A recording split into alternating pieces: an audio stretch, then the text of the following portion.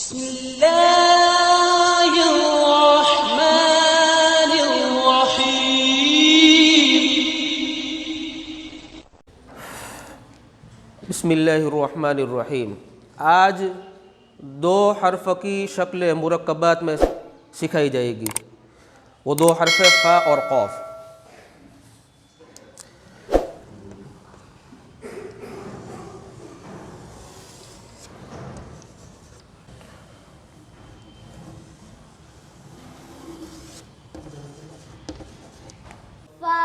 ये क्या लिखा है? अब ये फ़ा और क़ाफ जब मिलकर लिखे जाएंगे, जोड़कर लिखे जाएंगे, तो उन दोनों की शक्ल एक जैसी हो जाएगी, सिर्फ नुक्तों से उसका फ़र्क होगा। अब देखो,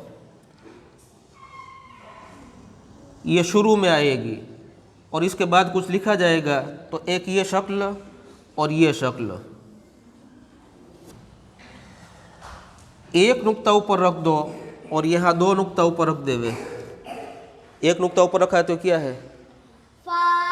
और दो नुक्ते आ जावे तो क़ाफ। और जब ये बीच में आएगी, एक के बाद दूसरे नंबर पर या तीसरे, उसके बाद भी कुछ लिखा हुआ होगा, तो सिर्फ ये गोला आएगी, यूँ करके, यूँ ये गोलाई। एक नुक्ता हो तो फा, दो नुक्ते हो तो बस। ये मुफरद शक्ल है, अलग अलग लिखी जाएगी। और जब ये साथ में मिलकर लिखेंगे तो नुक्ते से पहचान, एक ही शक्ल, एक नुक्ता फ़ा, दो नुक्ते क़ाफ।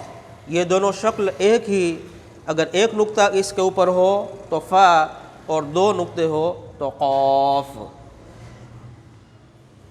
और ये फ़ा अदा करने में ख्याल रखना है कि ऊपर के दांत नीचे के होंठ में लगने चाहिए, तो फ़ा निकलेगी, दोनों होंठ से नहीं।